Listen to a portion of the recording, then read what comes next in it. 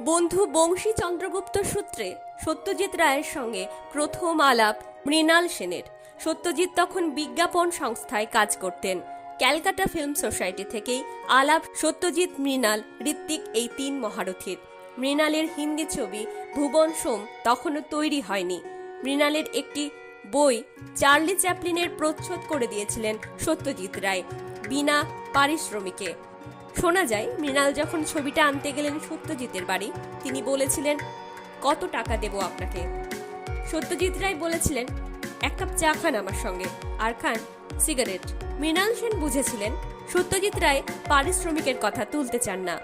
হিন্দি চলচ্চিত্রে বাঁকবদল ঘটায় মৃণাল সেনের ভুবন সোম ছবিটি। 1968 সালে এই ছবির শুটিংয়ে গুজরাটে গিয়ে মৃণাল দেখেন এক অভিনেতার জন্য গোঁফের প্রয়োজন, কিন্তু তিনি পাচ্ছিলেন না পছন্দ মতো গোঁফ। কলকাতা থেকে দুদিনের মধ্যে টেলিগ্রাম পেলেন সহকারীর, গোঁফ পাঠাচ্ছেন স্বয়ং সত্যজিৎ রায়। 1980-তে কান চলচ্চিত্র উৎসবে সত্যজিৎ পাবেন life time achievement award. Mrinal Sen রয়েছেন বিচারক মণ্ডলীতে। ফ্রান্সে পৌঁছে গিয়েছেন সত্যজিৎ, কিন্তু ওখানে ড্রেস কোড স্যুট শুনে সত্যজিৎ বেঁকে বসলেন।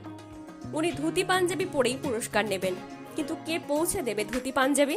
মৃণাল সেনকে ফোন করলেন সত্যজিতের স্ত্রী বিজয়া রায়, জানিয়ে দিলেন সত্যজিতের জন্য যেন উনি ধুতি পাঞ্জাবি আর শাল নিয়ে যান।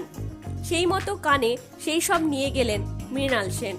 সত্যজিতের পাঠানো গোঁফের রিং সেদিন শোধ করার সুযোগ পেয়েছিলেন তিনি। এতটাই হৃদ্যতা ছিল দুই পরিচালকের।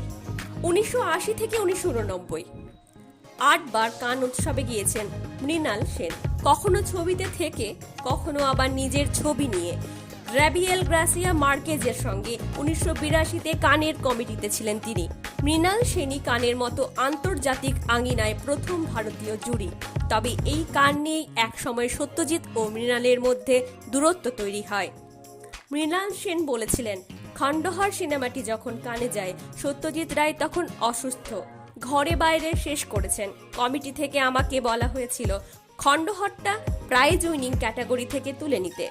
যুক্তি ছিল, যদি আমার ছবি অ্যাওয়ার্ড পেয়ে যায় তাহলে রের ছবি লজ্জার মুখে পড়ে যাবে।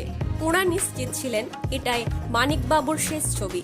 আমি ওদের বলেছিলাম, চিন্তা করবেন না, রে সুস্থ হয়ে উঠবেন, আবার ছবি করবেন। কণ্ঠে মন্দিরা।